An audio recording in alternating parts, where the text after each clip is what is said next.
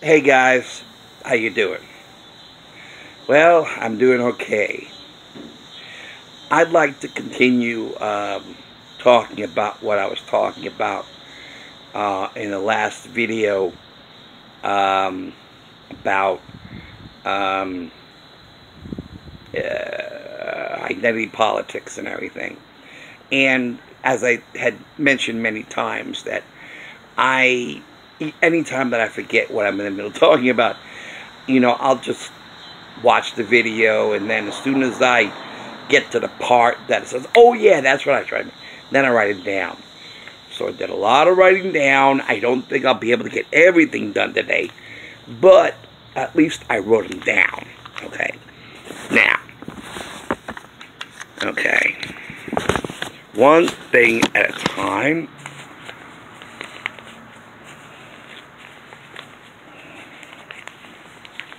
Okay. Now,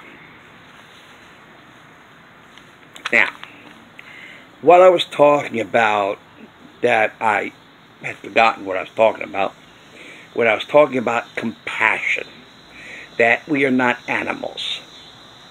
We are not animals. And violence is really what animals do. That's why they're animals. Okay? So, unlike what Nancy Pelosi might think about the MS-13 gang members not being animals and being God's children, yeah, God's children who love to rape and mutilate people. Oh yeah, God's love is in that. Right. You keep thinking that, Miss Pelosi. You keep thinking that these monsters are human beings, God's children. Yeah, these are animals. These are monsters. Okay. Now, compassion is what raises humanity, human beings, above animals.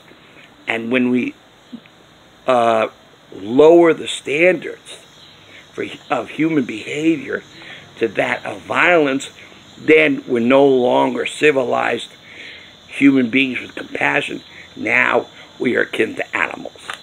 And that's the way it goes. So any mob that you see, any time that someone is violent, that's a punk. Okay? I was along those lines when I said about punks, but versus human being. No, it's more than that. It's a man, right? And they said, well, I'm a man. I'm being a man. No, you're not being a man. You're a punk. You're being a punk is what you are. That's what you're being. You're being a punk. That's not a man. A man doesn't behave like that. A human being doesn't behave like that. A punk behaves like that. An animal behaves like that. Not a human being. Not a man, not a woman. A punk. A punk exercises in any form of violence. That's a punk. Violence, I'll clarify on the violence. Violence is any behavior that interferes with the rights of others. Okay, so if your behavior interferes with someone else's rights, that is violence. Okay, now, compassion. Okay, now, the left keeps preaching that they're the party of compassion. Lie, double and triple lie. That is a false statement. Okay, Democrats are not compassionate. They're not at all. Okay, because Wayfair showed compassion in wanting to send beds, free blankets, and free toiletries down to the migrants down at the border facility. That's compassion. That is compassion. The Wayfair employees who walked off the job in protest, you think that's being compassionate toward the people down there? No. They're objecting to that. They're objecting to that. They're walking off the job saying, no, don't send them any free beds. Don't send them any free blankets. Don't send them free toiletries. we're protesting you doing that. I don't think that's very compassionate. Wayfair is being compassionate. The Wayfair employees are not. Okay? Trump is being compassionate when he wants to send money down there to improve conditions down there. And Nancy Pelosi says, no, don't do it. Don't send any money down there. Don't spend any money on those people down there. And I'm being compassionate about that. Yeah, right. Okay? That's not being compassionate. Okay? So Nancy Pelosi is being cold-hearted. Okay? Cold-hearted. Not being compassionate at all. Nancy Pelosi is not compassionate when she says, don't spend any money down there. Let them be on the floor. Let them be miserable. Let them, don't help them. Leave them in squalor. Don't send any money down there. Let us continue to complain about it because that shows we're compassionate. But don't send any money down there. Don't spend any money down there. We're compassionate, and that's why we're complaining about it. You spending money down there, that's unnecessary and wasteful. But yet we're compassionate. Doesn't make sense, does it? And here's another parallel. Okay, here's a couple of parallels that I want to show with you. Okay, the left is talking about being compassionate. They talk that they're compassionate, but their actions, that's what's important. Their actions show they're not being compassionate. By their actions, by Wayfair employees walking off the job in protest to Wayfair wanting to donate beds, blankets, and toiletries down to the migrants at the facility, and the migrants, the employees are protesting that. That shows no compassion. That is showing cold-heartedness. That's not compassion. Wayfair, by what they're trying to do, that's compassionate. The employees are not compassionate. There's no compassion. That's cold-heartedness. And the same thing with Nancy Pelosi. That both the Wayfair employees and Nancy Pelosi are both showing how dispassionate they are. How they're not compassionate. And they are attacking or protesting, compassion. They're preaching that they're compassionate, but their actions, their behavior, their decisions show they're not being compassionate.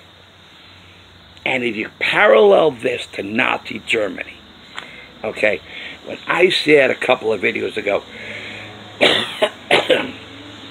that the Nazis not only murdered Jews and gypsies, homosexuals, communists, people who went up against the regime, or people reading newspapers or listening to radio stations that are not Nazis.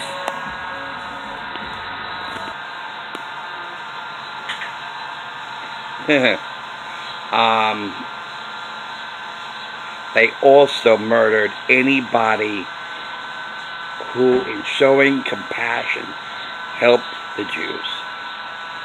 So if you're not Jewish and you're helping the Jews out of compassion, you are also shot and killed. Now, I think that's pretty interesting. So, because it shows that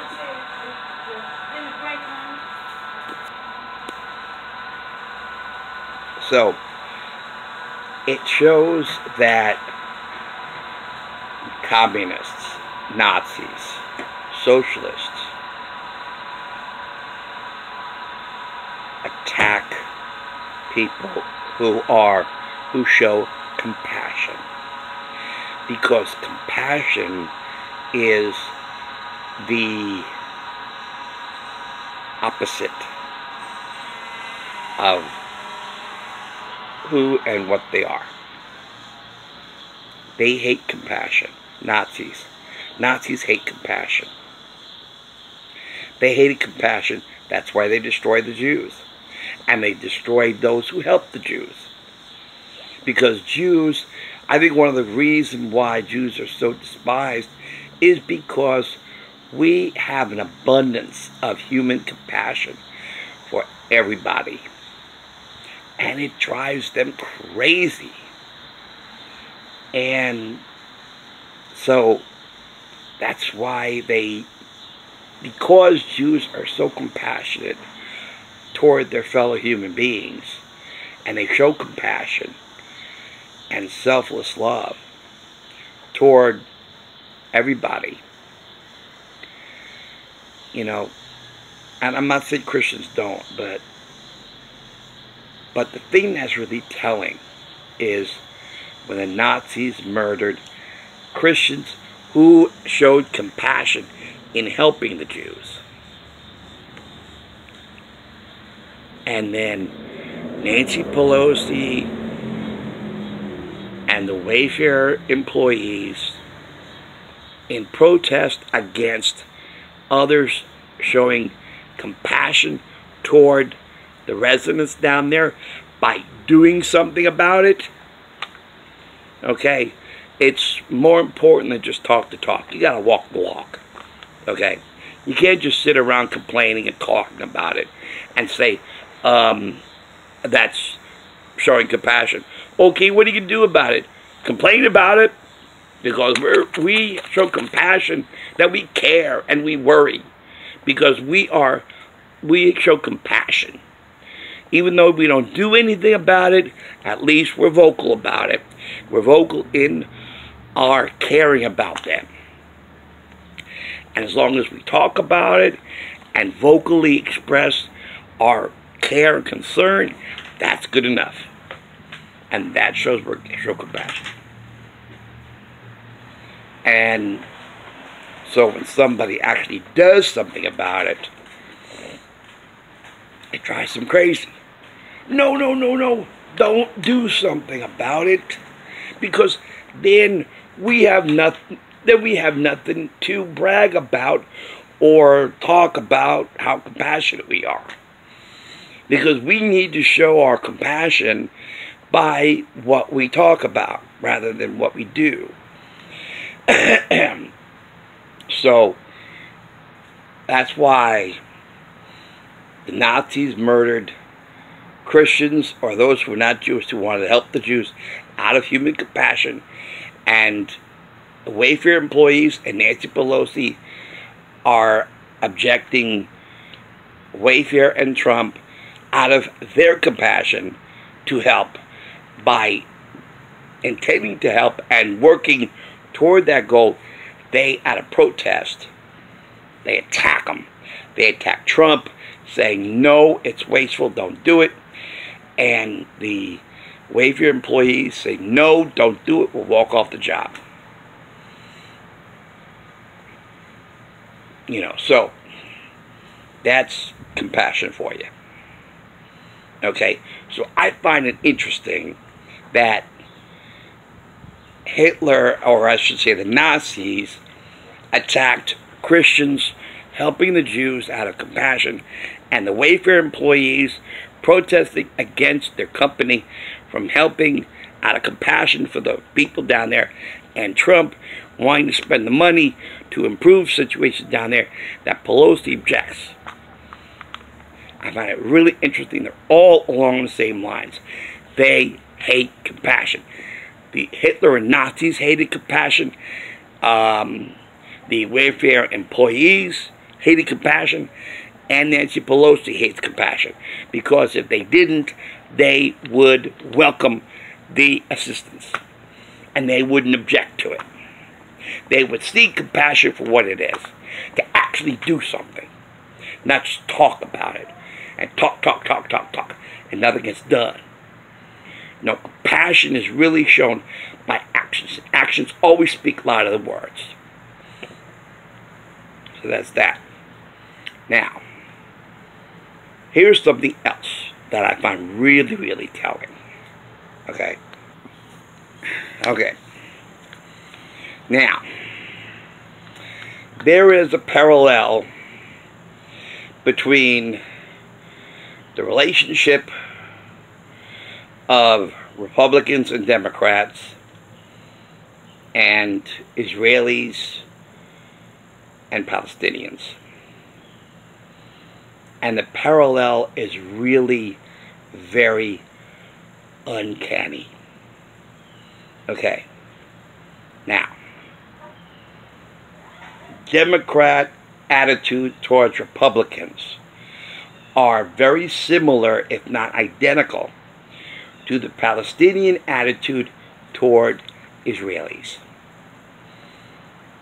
Okay? Democrats and Palestinians hate the other side. Okay? So, Democrats hate Republicans, Palestinians hate Israelis.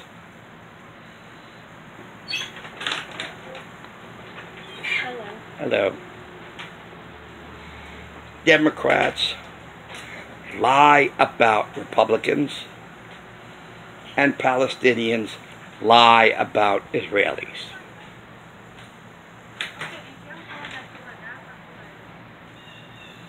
Okay? So, Democrats and Palestinians hate and lie about Republicans and Israelis respectfully. So, Democrats hate and lie about the Republicans, and Palestinians hate and lie about Israelis. Republicans on the other side and Israelis on the other side are identical, practically identical to each other. Okay, so Republicans want to work with and cooperate with Democrats. And Israelis want to work with and cooperate with Palestinians.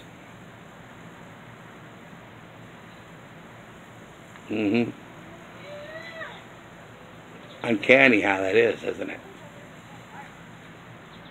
I'll say that again, because I want to make this point. If you really think about this, Democrats hate and lie about Trump and Republicans, and Palestinians hate and lie about Israelis. Republicans want to work with Democrats and cooperate with Democrats, and Israelis want to work with Palestinians and cooperate with Palestinians. So, that's a parallel. That's a real good parallel. So, so the relationship between Democrats to Republicans and Palestinians to Israelis, that's identical. The relationship from Republicans to Democrats and Israelis to Palestinians are the same there as well.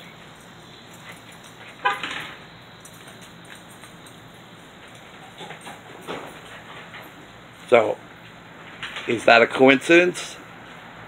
I don't know. Could be. Could be. But it's something worth thinking about. You know? So, and you know what they say, those who forget history is doomed to repeat it. Okay, now let's see. Let's see about something else I can squeeze in here.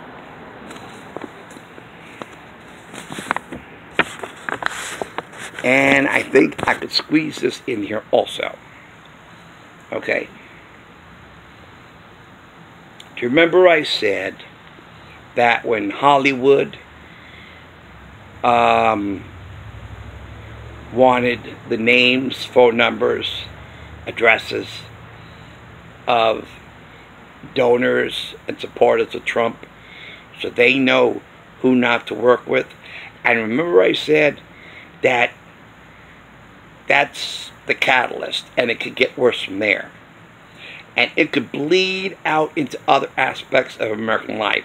That could bleed out to the office, hospitals. I didn't even think of hospitals, but I thought about it since I said it. You know, offices, businesses.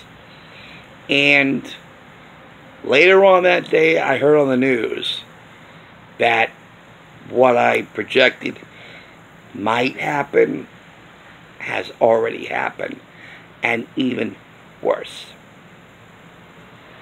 Yeah, because I think it was in Pittsburgh that the citizens of Pittsburgh want to know who among their population voted for Trump, so they know which businesses they want to close down.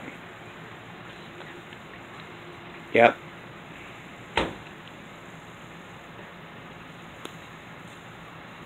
Yeah. Shut that business down because of the person they voted for. Hello. Hello. Howdy, howdy. And when I saw that on the news, I was like,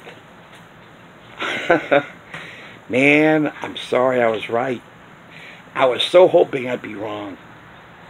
I said, I study sociology, you know, human behavior as an individual and within a group. And I've seen how human behavior, what happens. And when I see a trend happening, I can see the bigger picture. And I say, it's not going to stop with Hollywood. It's going to affect other areas. And I was right. And even worse so. Because not only are citizens of Pittsburgh want to shut down businesses owned by Trump voters. Okay? So, here we have Americans wanting other Americans to hurt career-wise or business-wise. Okay? Our economy is doing wonderful. And how they really, I mean, remember how I said that, and Bill Maher was saying about how they were hoping for a recession just to make Trump look bad? Well, it's a self-fulfilling prophecy if they're trying to get, you know, information about every business owner who voted for Trump and who didn't, so they know what businesses to boycott, what businesses to protest against, and what businesses should be shut down. Whether it's a mom and pop business or whatever. Okay. And I was like, oh, that's how you hurt the economy. You know, and that's what they want to do. They want to hurt the economy just so Trump could look bad. They care more about, they hate Trump more than love America. And we've been saying this for the past 2 or 3 years, that Democrats and those on the left hate our president more than they love America. And by what they're doing is evidence of this. This is proof of this claim that they hate Trump more than they love our country because they want to see our country fail just to get Trump out of there. So, and if they attack private businesses, you know, and I think they're hoping that would tank the economy. And then Trump could look bad. And then they've succeeded. It's like, aha, we knew it, we knew it, we knew it. Oh, no. You didn't know it. You made this happen. You deliberately threw a monkey wrench into the works. So you, on the left, with your hatred of this American human being who has been loved for decades. Now that he's president, you hate him. All these claims you're making about him. How come with him in the public light for as much as he has and for as long as he has, how come none of this came out? Okay, he's been in the public light for 30, 40, 50 years. Okay, in all of that time, how come none of what you're claiming ever came out? In fact, everybody from all walks of life loved Trump. Loved him. Everybody loved him. They only hate him after he went up against Hillary and won. But for 30, 40, 50 years, everybody loved him. But as I said, if this really is Trump, how come it's coming out now while he's in his 70s? How come none of this came out in his 30s, his 40s, his 50s? How come? He's been in a public spotlight for decades. And now it's coming out after all this time? After all the time he's been in the spotlight and in the news and everything like that? Everybody knew all about him. But this aspect of him, how come in all the years, decades, he's been in the spotlight, none of this has come out until now? I'll tell you why. Because it's not true. That's why. That's why. Because none of what they're saying is true. Because if it were true, we would know this long before 2016. And if everybody knew this, they wouldn't have voted for him. But the point is, everybody knew him. Everybody knew him from The Apprentice. He spoke candidly about his failures on The Apprentice. Now, how humiliating is that for a millionaire to admit that he made some bad financial decisions? Okay, and he built himself back up, and he made a lot of mistakes like we all do, and he talked about it. Which is more embarrassing to talk about? Political attitudes or failed businesses? Right? None of it. None of it. None of what he ever talked about. Everybody loved him. Every nationality, every gender, every political position, didn't matter what ethnicity you were. He loved everybody and everybody loved him. And now they're calling him racist? Since when? If he's racist now, why wasn't he racist before? Why wasn't he racist for 60 years, 70 years? Why? You don't change from being not racist to racist overnight. You know, I mean, there's so many pictures over the years that I've seen Trump with so many people, and so many people from so many walks of life, and so many neighborhoods and ethnicities, posing with the man with smiles. He's a good guy, and we love him. And now, after 50, 60, 70 years, now he's racist. Wow. Whoa, that's surprising. When did this happen? Oh, this happened as soon as he walked down the escalator. Then he became racist. Come on. You don't even believe that. How do you expect us to believe you?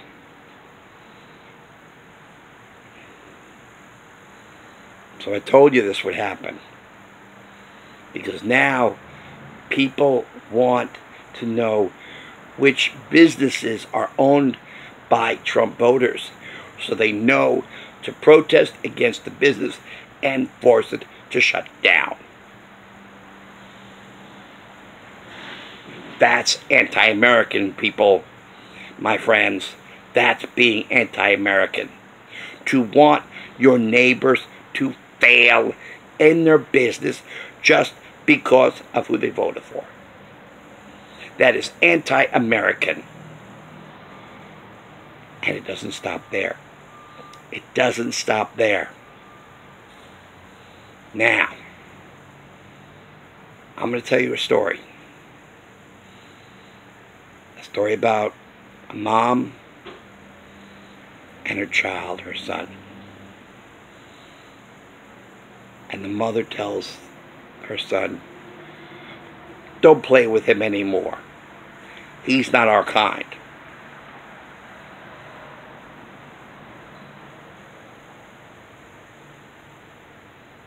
Don't play with him anymore. Stay away from him. He's not one of us. He's not our kind. Who am I talking about? Am I talking about white against black? Caucasian against people of color? That happened in the late 60s. Don't go out with him. Don't be friends with him. Stay away from him.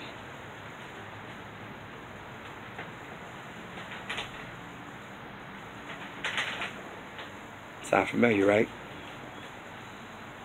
Thing is, yes, there have been parents in the late 60s who did say this to their children. But it's happening again today. Today. Mothers are telling their children, don't play with them, don't speak to them, don't have anything to do with them, because their parents voted for Trump. So now, what parents told their children back in the late 60s, they're repeating. Kelly! They're saying the same thing again. After all these years, I thought, and I was too young to even understand that or know that. Because, when I was a little boy, I brought home a friend of mine from school. And he was a kid of color, but that didn't matter to me. But our maid, Myrtle, she objected to it. She didn't like the fact that I brought home a colored kid home, or kid of color. She didn't like that. She felt uncomfortable about that. She did not want me associating with a little boy of color. So, which I didn't understand at the time. And it wasn't until years later that I learned about it. And then it made sense to me. Then I thought, oh, wow. So Myrtle was like, wow. I guess maybe that's why Mom got rid of her. I don't know. Because Mom didn't agree with that attitude. But kids were told that by their parents. Don't play with him, Johnny. He's not our kind. Don't associate with him. Don't be friends with him. Don't go out with him. Don't date them. Don't have anything to do with them. Back in the late 60s. Just kill me already. Hey. Hello. Hello.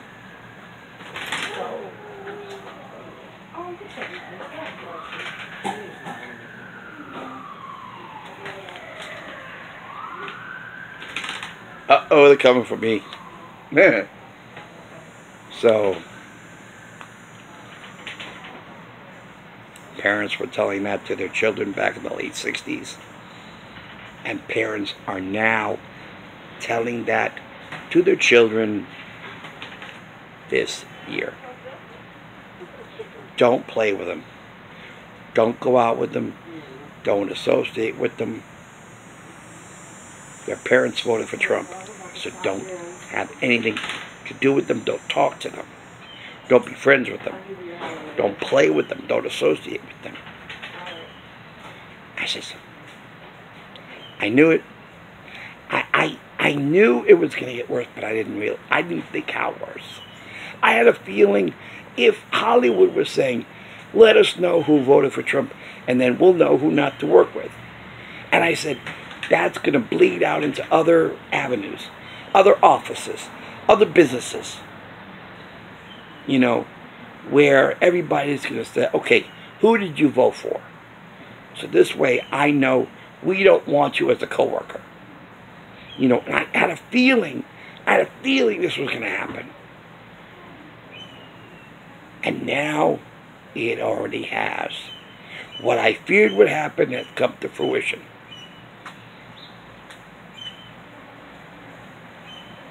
Because in Pittsburgh, it isn't, don't associate with, don't have anything to do with them because they're Jewish. Oh no. Don't have anything to do with them because they have a different, have different skin color. No. Don't have anything to do with them because they voted for Trump. And shut that business down because they voted for Trump after we found out which businesses did that. That happened in Pittsburgh. And in Pittsburgh, there was a mother who said to her son, don't associate with them, Johnny. Don't associate with them. Don't be friends with them. Don't play with them. Because their parents voted for Trump. This has got to stop. And I said that already. I knew it was going to get worse, but I didn't realize how worse. This is outrageous. That parents are now saying to their children exactly what parents said to their children in the late 60s. But instead of it being about skin color, it's about political choices. Who their parents voted for. You know, it has got to stop. This is just unforgivable. It really is. It really is. We have to stop this nonsense. We have to stop this outrage. Because this will only get worse and worse and worse. I said that identity politics is a cancer in our society. And this cancer is going to tear this country to shreds. And it has nothing to do with Trump. It has to do with a bunch of bleeding hearts who are so heartbroken that their candidate did not win. And that's all this is about. That's all this is about. They were hoping that Hillary was going to win. And when Hillary did not win, they were sore losers. And have been doing nothing but try to undermine this president. And now it's gone beyond that. And they were counting on the collusion delusion, and that failed. That blew up into a dud. So, the collusion delusion was a dud. The obstruction of justice was a dud. The Mueller report was a dud. The Mueller testimony was a dud. The John Dean testimony was a dud. So many things failed. And now they're saying, go after employees. Go after, find out which American voted for Trump, and then boycott that business. Make that business suffer. Tell your children not to play with other children. All because of being sore losers. That the candidate that they supported did not win the 2016 election. That's all this is about. Nothing more. Nothing more.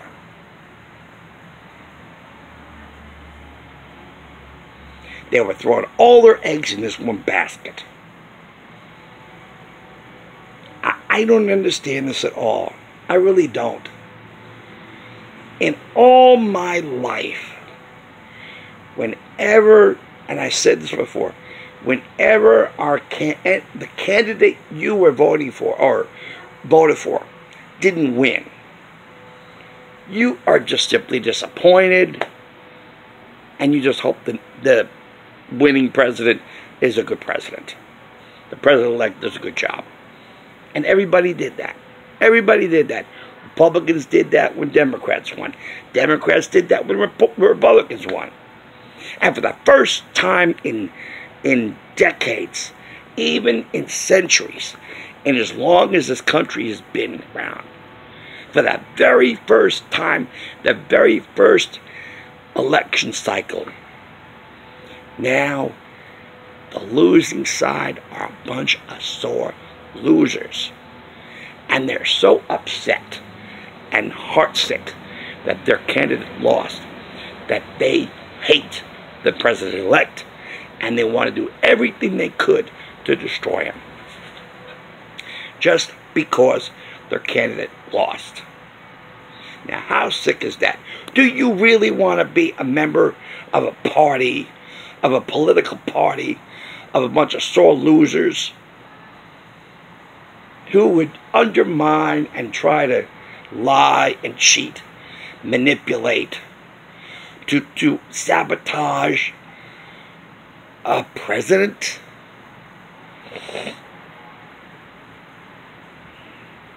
I mean, do you really want to be a part of that party, that political party that treats others this way?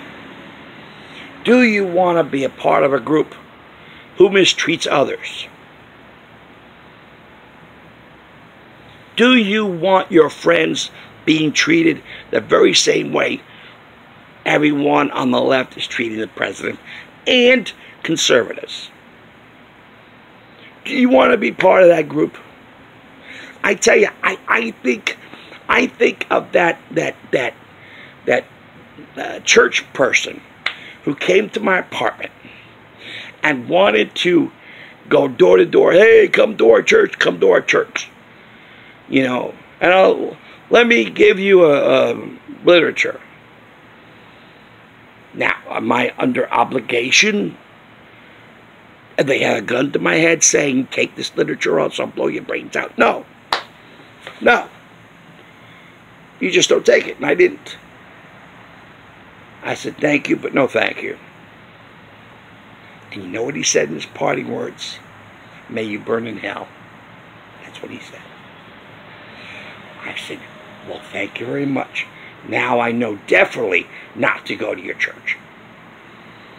Now, if I had any doubts or maybe possibly change my mind in the future, now you made sure I would not. Now I'm definitely not going to go to your church. If you embrace an attitude like that, may you burn in hell. Even though I don't believe in hell, that's an attitude I don't endorse. And I would have nothing to do with anybody who has that kind of attitude towards a fellow human being. That is unforgivable. And this is what the left is doing against conservatives. So, okay, that's about it. And it's getting kind of hot out here. So, thanks for watching. Thanks for listening. And I have more to talk about, but we'll cover that in the next video. So, take care, you guys. Thanks again. Take care.